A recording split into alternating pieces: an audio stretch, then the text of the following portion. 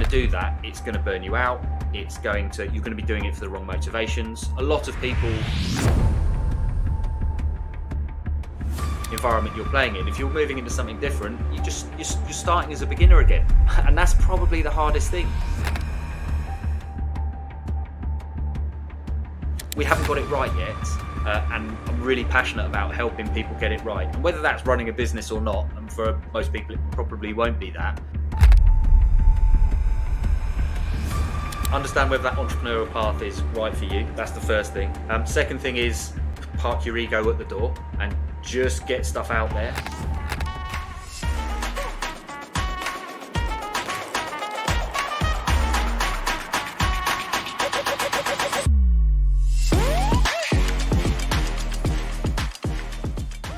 Hello, and thanks for tuning in today.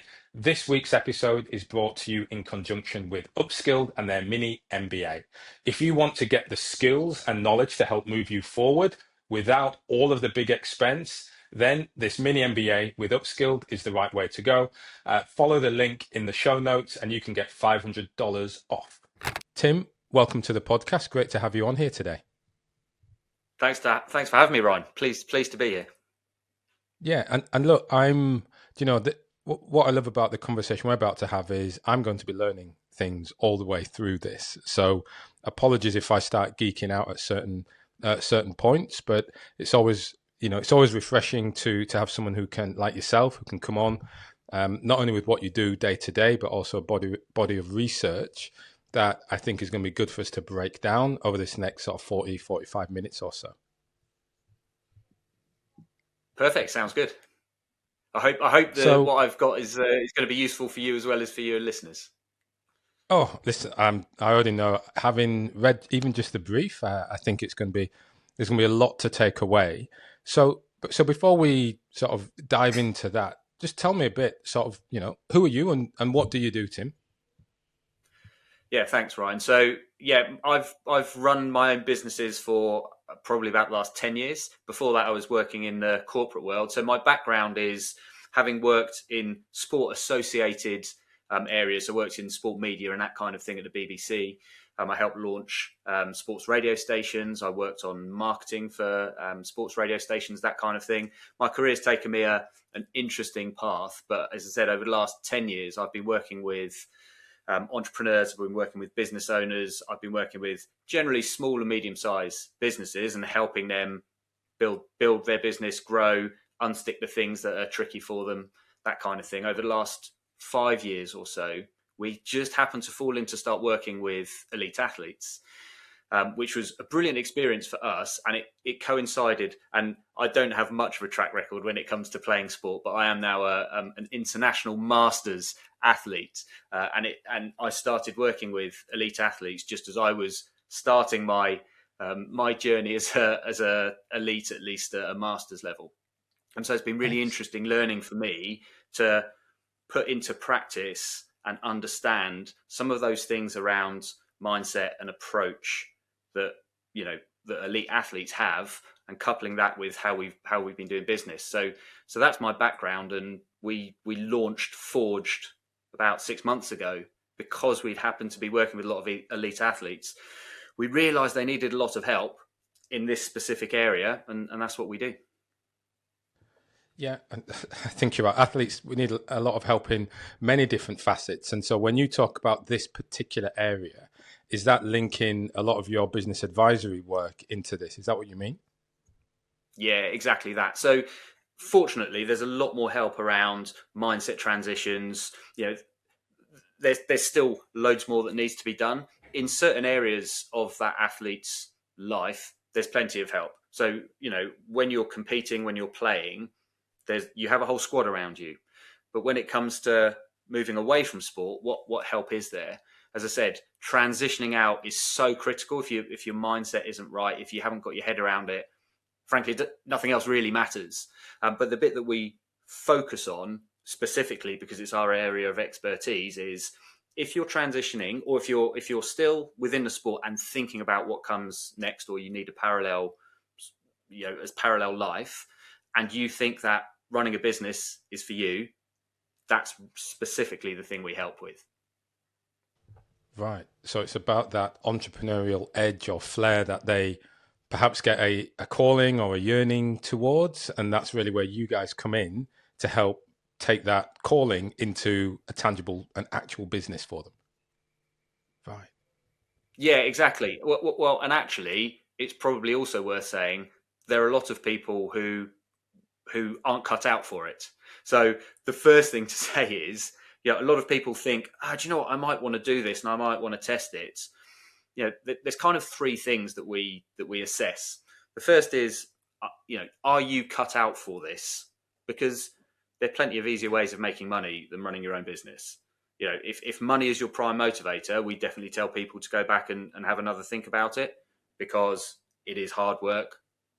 You can do it much easier other ways. So understanding what your motivation is, understanding why you're thinking about it now, and then actually checking whether your business idea is actually a business idea. Is it something you can monetize? Is it just a hobby?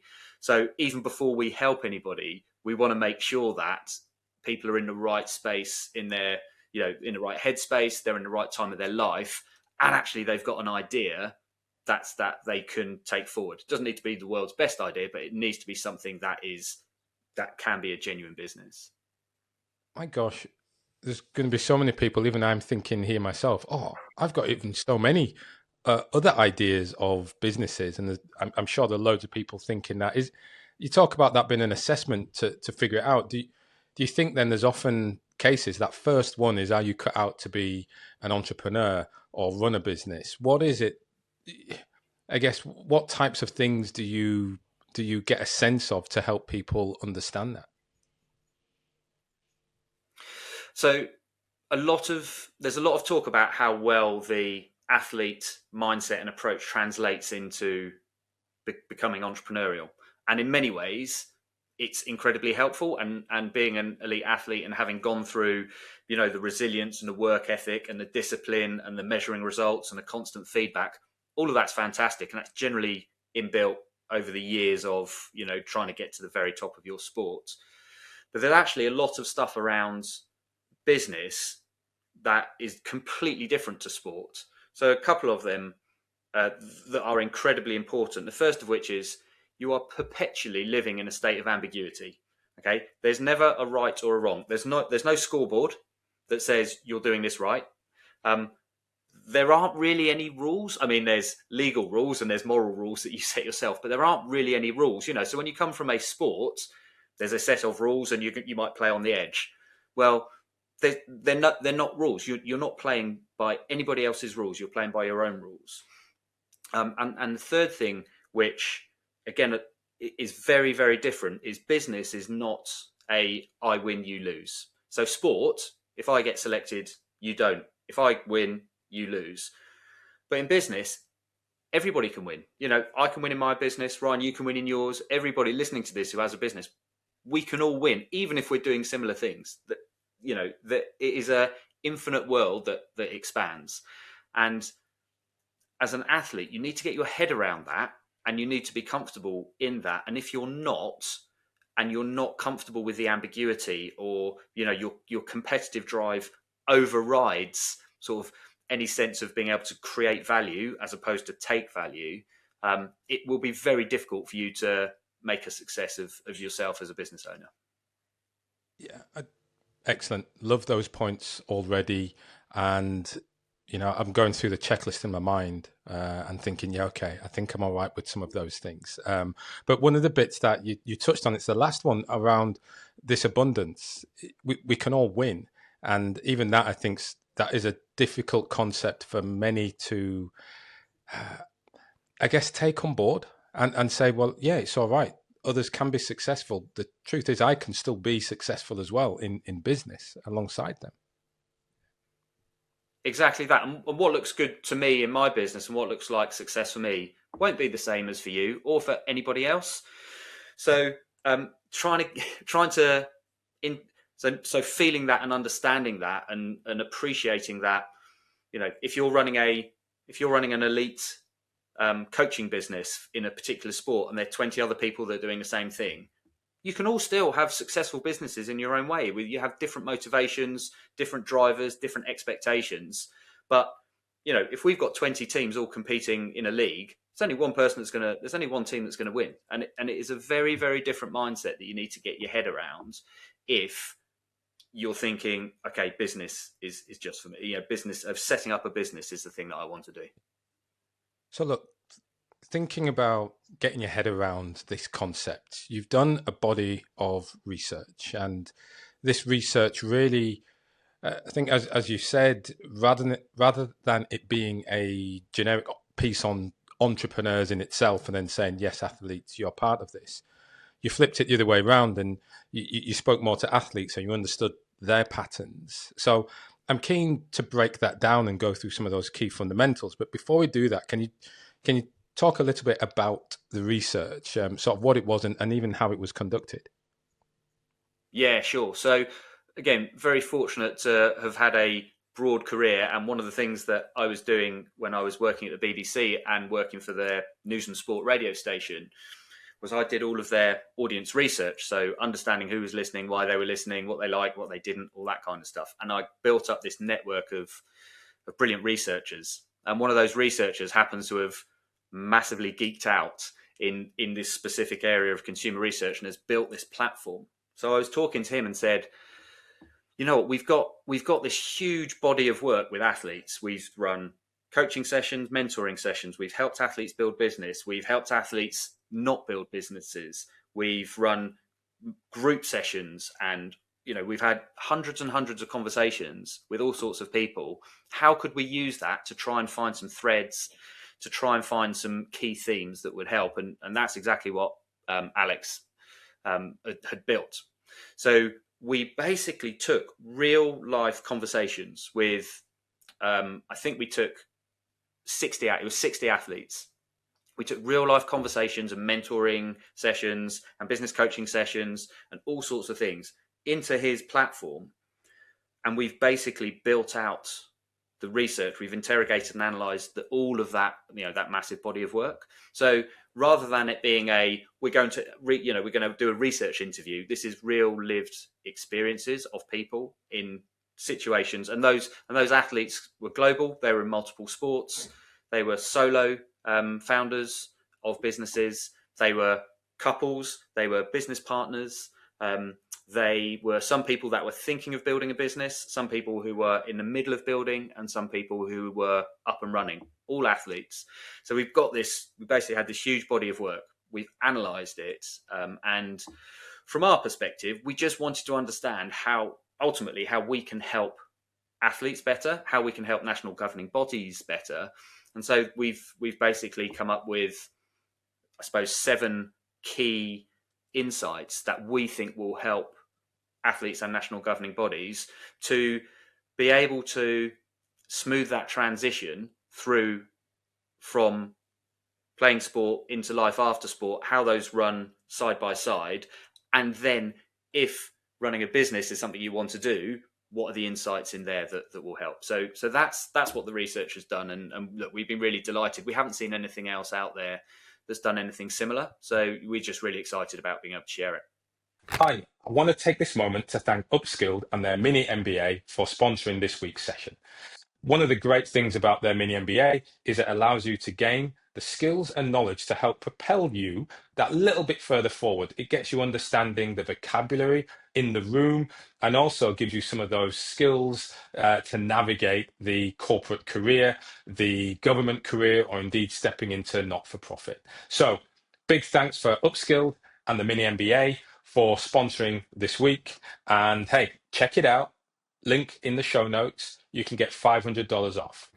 Yeah, and I think it is wonderful in how I suppose the data gathering approach I think is wonderful. And listen, I do podcasts because it's all about that natural language and understanding people, talking in order to learn, or through stories we can learn. And so I really like the approach that you took to get this research. It's varied across sports, disciplines, and also, as you've said, therefore it gives you that different perspectives.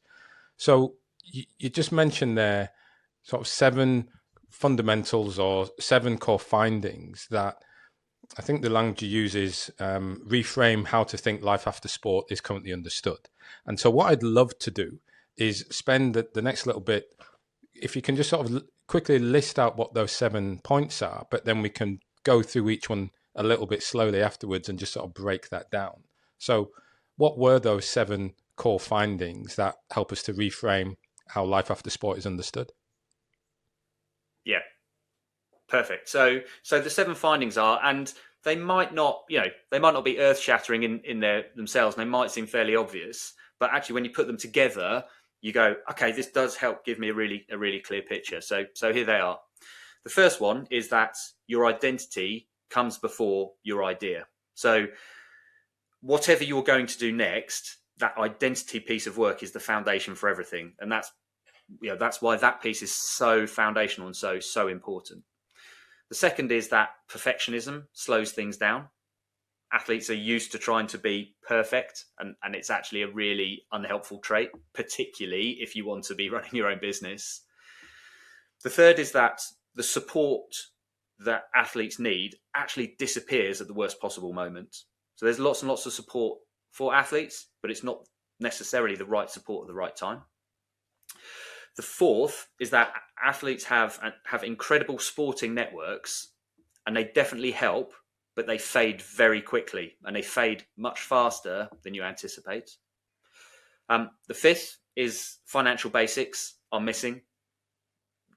That's I could probably look at all sorts of different groups of people, but for athletes in particular, those financial basics and that financial understanding is not good enough currently. The sixth is about going alone and that really slowing progress. So again, it's sort of coupled with that. You've got that network, but do you have the right people around you? And when you leave your sport, what impact does that have? And do you start to take on a lot for yourself? And the final thing, which we touched on before, is how success is defined really matters, because you're used to having a very clear set of measures of success, and then suddenly you've gone into the civilian world and it's all up in the air. So those are the 7 key findings. Great findings. And so now I'd love to just spend a minute or two going through those a little bit more, because well, look, the first one, identity, comes before the idea. And I think we always talk about identity, and everyone comes on here is we need this strong ego, or as an athlete, to compete, to feel, well, I'm going to win. I can do this. So sort of break down a bit then. What do you mean then, this identity before the idea? So what seems to happen, particularly for athletes who want to build businesses, is they are trying to replace that buzz, that sense of identity of sport with a business. And if you're trying to do that, it's going to burn you out. You're going to be doing it for the wrong motivations. A lot of people, as I mentioned earlier, a lot of people want to use their next phase to be able to earn the same amount that they were earning whilst they're an athlete. But if money is your motivator, you're going to get unhappy very, very quickly. So we've spoken to, in the research, there were a handful of athletes who built very, very successful businesses that felt totally empty. In the end, businesses that had real struggles with them because they hadn't fixed that identity bit first. So decoupling your identity from your sport is critical, and understanding what's most important to you before you do whatever it is you're going to do is the most important thing. Okay. And interesting how you see by not doing that, you might still build a successful business, but you might not be happy with it, right? So that identity is as much as as you were saying, there's as much about purpose and doing or trying to do something that you will, I guess, that will fulfill you as well. Yeah, fulfillment is the perfect word, Ryan. And actually when we sense check, when we do that reality check with athletes, fulfillment is a critical part of it. And if you feel empty when your life in sport is coming to an end, there's a lot of work that needs to be done in whatever you move into. So yeah, I know a lot of your guests will talk about that, but we've seen that too, particularly amongst athletes who are founding businesses. Yeah. Now, jumping then to the second one, perfectionism slows things down.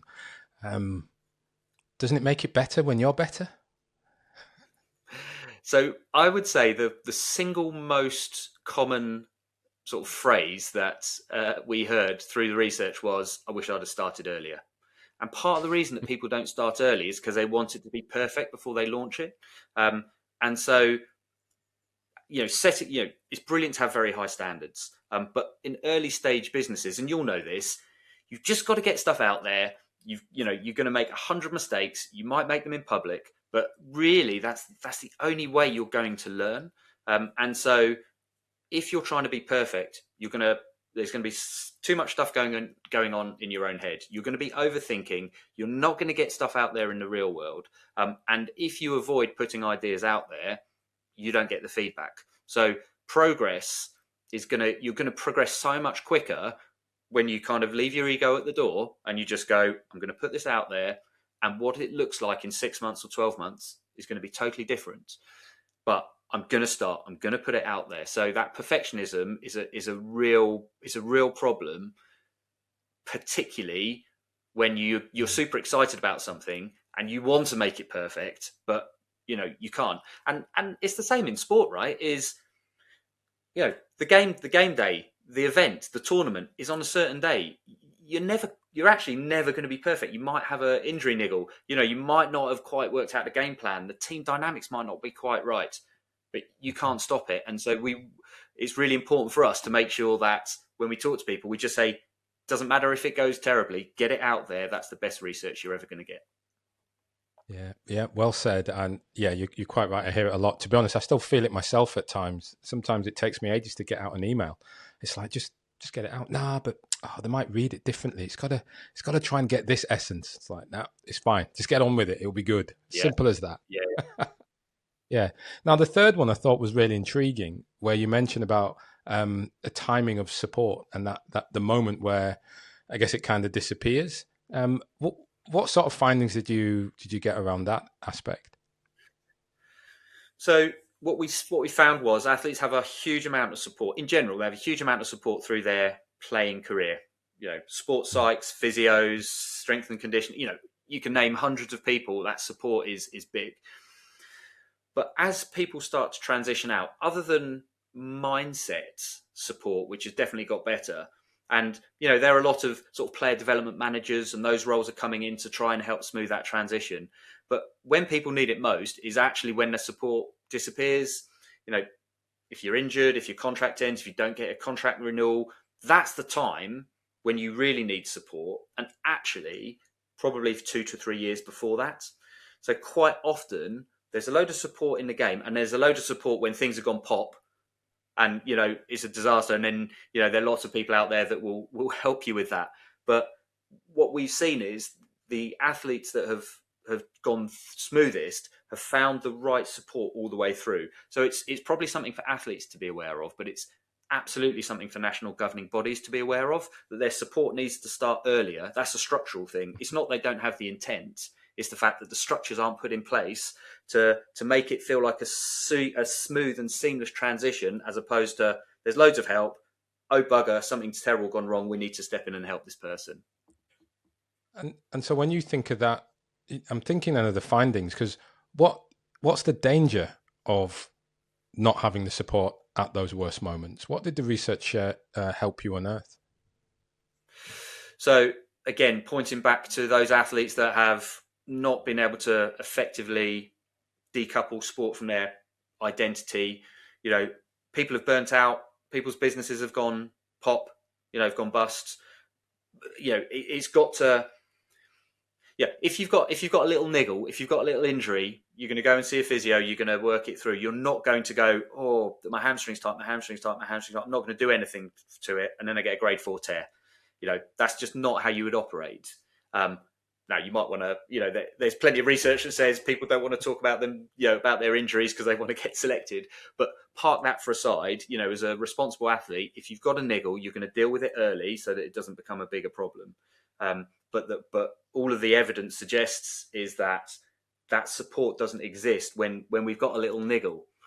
because I'm starting to think about my life outside sport, or actually I'm starting to get injured a little bit more. Am I going to, my contract's up for renewal at the end of this year or in 2 years' time, you know, the Olympic cycles, whatever it might be, the support just needs to kick in earlier. Right. And I guess that links into the fourth point around expanding the network beyond sport as well. Yeah.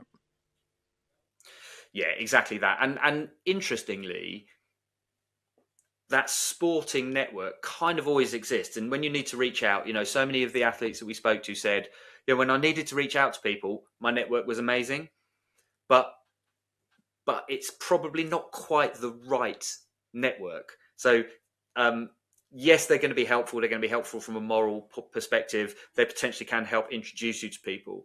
But one of the things we've seen is that athletes get terrible advice on businesses. They get people saying, "Oh, this is a brilliant idea. Go and do it. I know a branding agency that can help. I know someone who can design your website or your logo. I can introduce you to these people." That's not the right help. We've been in business and we've been running businesses and helping people grow businesses for 25 years. And so, you wouldn't go to a sports psych to sort out your hamstring injury. You have to go to get the right network. And actually those networks are great at the start, but what athletes need to do is really think actively about who do they need? What's the squad they need around them to be able to help them in their next career? Because they most likely had a brilliant squad of people that were helping them in their sporting career. Be really active and proactive about who you have in and around you to help you in your next phase. Yeah, and I think it builds on, certainly individuals who have joined me on the show talk about who's in your corner and getting that supportive team. I think you've actually added an additional angle on there, because when it comes to business and establishing a business, it's making sure you're not in an echo chamber. It's making sure you're not with the same people whose job was to be supportive all the time, as in, you are good enough, you can make this, you're strong enough, you're fit enough, I'll fix you up. Having them say, yeah, your business idea is awesome, it's great, it's awesome, it's going to be successful, isn't that's no longer what's best for you. And so it's expanding that network. So you're moving to one that is also knowledgeable as well as supportive. Yeah, it's exactly that, Ryan. And one of the key things, actually, one of the books we recommend, and I love it, it's by a guy called Rob Fitzpatrick, and it's called The Mum Test. And it is all about, if you tell your mum, I've got this idea, your mum's going to be supportive and encouraging, right? But that's the worst possible help you can have. So exactly that, we tend to find that athletes have got a very supportive network around them, but outside sport, they don't have people just telling them how it is. And with all the athletes we work with, one of the first questions I ask is, how do you want feedback on how we work? And they're like, just give it to me straight. Don't sugarcoat anything. Give it to me straight. I need to know. So you've got athletes have got that approach, but they just don't necessarily have the people around them that are going to do it. So yeah, it's just so important. It's just going to help you get going faster and in the right direction. Yeah, love that. It's so true. Now, number 5 is very close to my heart because it starts to talk numbers and certainly personal finances as well. So talk to me a bit more about, what was missing or what is missing for many athletes. And I don't necessarily think it's particularly different for athletes, but again, not necessarily having been immersed in, financial literacy because they haven't needed to be necessarily. And maybe, agents are looking after certain things and what have you, there's just this huge gap. There's a huge gap for every athlete that we spoke to starting their business don't really have a key understanding of those financial basics, pricing, cash flow, costs, what's a profit and loss account? Why is it important? How much money have I got? How quickly am I going to burn through it? What does that mean for the choices I make? Some of the most basic fundamentals that you need to be able to run a business just aren't there. So that's really just a learning thing, but it's a learning that is not currently there. And the problem with it is, if you don't understand it, and this is the same for everybody, doesn't matter who you are, if you don't understand it, it's going to add pressure and it's going to lead to you making poor decisions. And it's ultimately about preparation. So, if you're going to go into business, you need to be prepared. If you're going to go in and compete, you're going to make sure you do everything that gives you the best chance of success, and be prepared for it. So it's not really a lack of ability; it's a lack of training. People are capable of learning it, but it's just not. I'd say it's almost not on the curriculum. So we see a lot of people. The first thing, as I said, we need to work out when they come to us with a business idea. Is it going to stack up? Is this actually just a hobby? How much is it going to cost to set this thing up? How much money have you got? Where are you going to get that money from? When are you going to start to break even? All those basics things, Ryan, which you've gone through, I've gone through, anybody running a business has gone through. Just trying to get athletes to be able to understand that in the simplest possible way is important, because we're not all necessarily brilliant at maths. We're not all financially, we're not all massively numerate, but what we try and do is explain it in a super simple way. There's so many ways you can do it, but just to be able to help people understand the financial basics. We don't want people running out of money or spending money on the wrong things, and that is what a lot of athletes tell us they've done. And look, in terms of business, it's one of those things that you've got to learn, and it's not easy. And to be honest, it's not always. I guess it's not always a thing that seems interesting to learn before you have that business idea. So it's sort of, well, unless I know I want to run a business or moving into that type of career, then it's like, well, I don't need to know that. Or in fact, I don't know. I don't even know it really exists.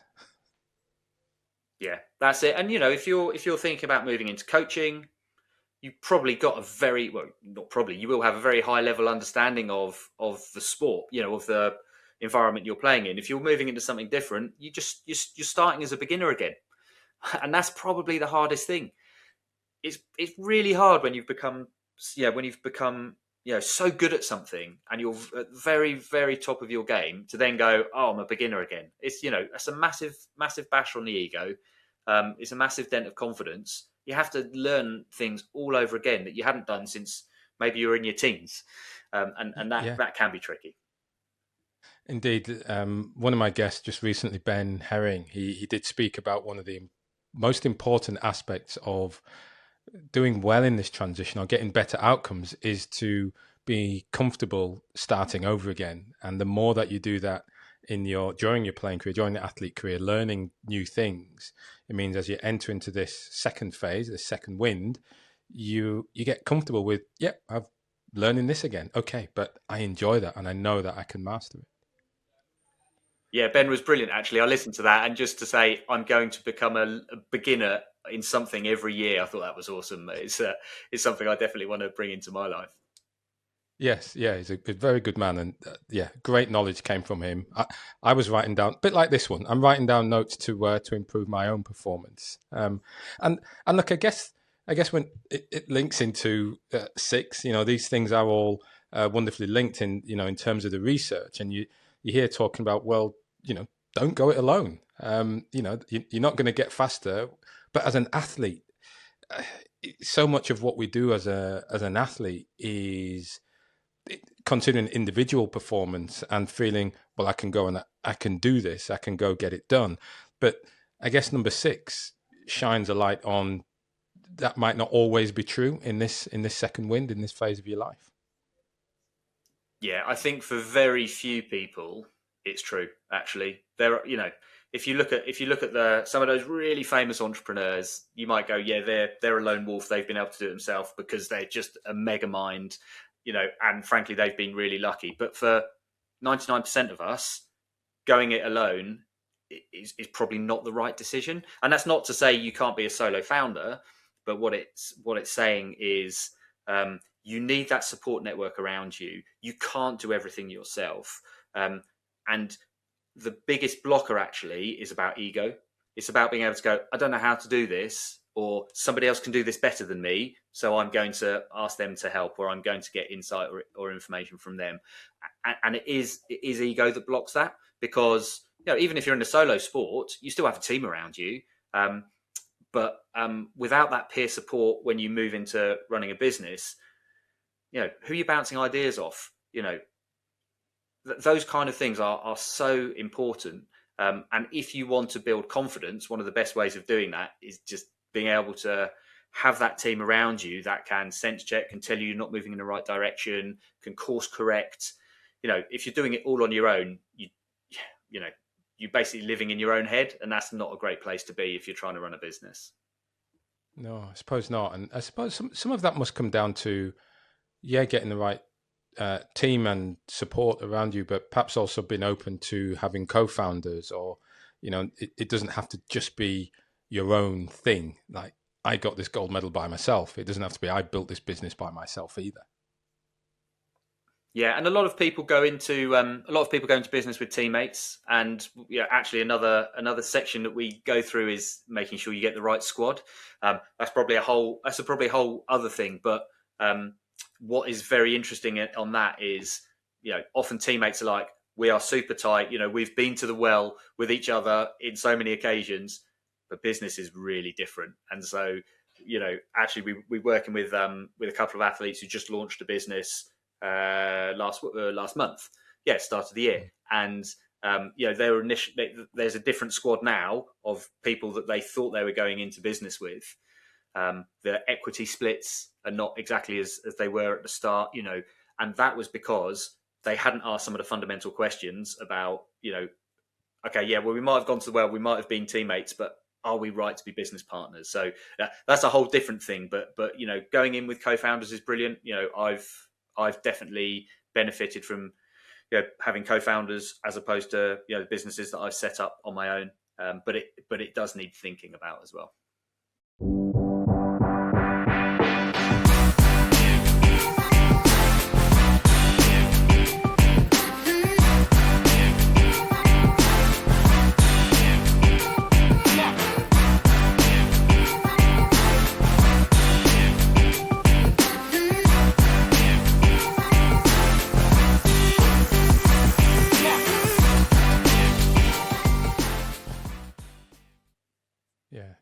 And look, the last one is perhaps where we started in terms of that definition of success and winners. But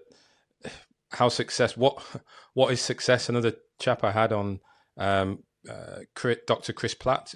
I'm glad all these names are coming back properly for me. He spoke about and he did a wonderful study on English professional footballers, and it was looking at defining success. What does it mean when I've made it? What is that? Captaining your country, making pro, being semi-pro, enjoying the game. So here you talk about how success is defined after the game is just as important. And, clearly it's an important aspect of this. So, enlighten me a little bit more on that.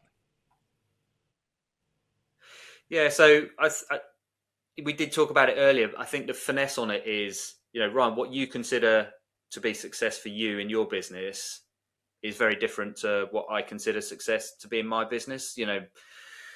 Whether it's personal, whether it fits into my broader life, whether it fits into my life ambitions, exactly the same for you. But we're both playing the same. We're kind of both playing the same game, right? We're running our own businesses. We're working in this field. If we were both footballers, then we know how we define success is, did my team win or did your team win? That's very, very simple. And actually, that's sort of like getting to know yourself a bit, understanding what your motivations are. As I said, everybody's got different measures of success. What mine are going to be different to yours, to everybody else's. So understanding what they are, understanding what's driving you is critical. And as I mentioned earlier, if it's money, go back to the drawing board, because that will not sustain you. Because, okay, I've got $1 million, now I want 5 million, now I want 10 million. There's something that's going to be deeper than that. So just decoupling your mind from thinking there are standard measures of success is critical. And so, I can be happy at a certain level of size of my business, number of people I help, pricing that I charge, level of risk that I take, to somebody who's 20 years younger, 20 years older, whatever else it might be. So it's really important. You're running your own race here. So yes, you need other people around you, but you have to work out what good looks like for you. Yeah, fantastic. And so going through that, those are obviously the 7 core aspects that came out. And, the conversation here has just helped me understand them a little bit more. When you get to the end, the bottom line, the conclusion, what have you learned? So that's a great question. I think I, I suppose the key thing that I've learned um, is that the support networks currently around athletes is is very well meaning, but it's not necessarily in the right place. And what I'm so keen to be able to do as a result of having done this research is to help be able to smooth the support networks, because everyone's very well meaning, but money is diverted into certain areas from a national governing body perspective. Um, and I think with some tweaks to how national governing bodies work, and just greater knowledge and understanding from athletes about starting that process earlier, is just going to make so many people's transition so much smoother. As you know from all of those stats on your website, and those things about how many people go bust, how many people have breakdowns, how many people are bankrupt. We haven't got it right yet. And I'm really passionate about helping people get it right. And whether that's running a business or not, and for most people, it probably won't be that. It's just being able to get that transition smoother, because it's such an incredible group of, athletes as a group are incredibly talented, incredibly driven. They can add so much value to themselves, to their communities, to the economy. We're just not getting the best out of them from a society perspective. So I'm just really passionate about sharing that, and where we can help people. That's what we love to do. That's great. And I like the part you mentioned there on as society getting the best out of athletes. We have a wonderful period where they entertain us and allow us to believe in things that appear to be unachievable for human body, or riding the car, riding the horse, whatever it might be. But all of those things, we can marvel at that. I think then what you've recognized is, if we can hone those same skills and help them from an entrepreneurial path or in a business path, as society, we can continue to get the best from these individuals, and can make society a better place. Often purpose-driven, well-driven individuals who can help the greater good in many respects. And so I think it's great this research unearths that. It's a great learning, for saying it in that way, to come away with this. What interests me now then is, how has that shaped Forged? How has that shaped the way in which Forged in Sport is now out in the market and helping athletes? So, yeah, it's a great question, because I started off this research thinking, okay, how can I make my business better? And I've gone, oh, there's a bigger point to this. Some of the points that I make, we have to look at ourselves, get stuff out there earlier, test a whole load of things. Some of those points for us are really critical. Practically, what it means is, we want to help as many athletes as possible work out, is this thing for them? Why are they thinking about it now? And do they have a business idea that works? So we've created this, what we call a reality check, and it's free to anybody. So you can just go onto our platform and get it. So, I don't want people to set up businesses that aren't, that they're not ready for it, or they don't have a business idea. That's not what I'm about. And actually, some of the most rewarding conversations I've had with people has been, oh, thank you for your help. I'm not going to start my business, but you've saved me 5 years and hundreds of thousands of dollars in not doing it. So that's a brilliant outcome for me. But practically, as I said, we've created a reality check that anybody can do. We've made the learning as accessible as possible. So, money is for 99% of athletes, money is super tight. So, coming in with, training programs for thousands of dollars, whatever, it just doesn't work. So we've made the program as accessible as possible at I can just do that straight away entry point. And then for those people that are really serious about it, we can move them on and help them. So yeah, it's really just trying to help that transition and trying to talk to people earlier. So it's great talking to athletes coming to the end of their career, but the more we can talk to academies, the more we can talk to people right in the middle of it. We just think we can help those people, transition, something alongside and then after their career too. Yeah, fantastic. Well, look, last couple of questions really is, athletes coming to you. In fact, I don't know if there's a difference between athletes and associations here, but what advice or guidance do you give to individuals when you've done workshops or sat down with them one-on-one, what advice do you give to them from your experience and perhaps even from the research to help them transition better onto the entrepreneurial path? So, as always, understand whether that entrepreneurial path is right for you. That's the first thing. Second thing is park your ego at the door and just get stuff out there. That's the fastest way of learning. And the third thing is make sure you've got a squad of people around you who are going to tell you how it is. Those are the three pieces of advice that I would give any athlete. And the fourth thing is don't be afraid to try it. Experimentation is really good. And if you try it and you go, do you know what, this isn't for me, or it's not quite right, or do you know what, that hasn't worked, that's cool too. We're either winning or we're learning, and probably and ideally doing both. Yes, yeah, absolutely. Look, Tim, I've loved this conversation. There's going to be people watching and listening who are going to want to get in touch, follow the journey. What's the best way for them to find you? Yeah, so forgedinsport.com is our website. You can go on there, see what we're about. If you want to take the reality check, it's on there. So just log into the platform, and the platform has got a community of like-minded people who are either have built, are building, or are thinking of building a business. That's all free. So it's just an accessible resource to everybody. We've got mentors, we've got experts in various different areas that are going to help and do live events and all sorts of stuff. So easiest way, forgedinsport.com. Check us out. You can find us on all the socials too. Tim, absolutely brilliant. Thanks for taking the time out of your morning and joining us today. Thanks for having me, Ryan. And appreciate it. Love the conversation.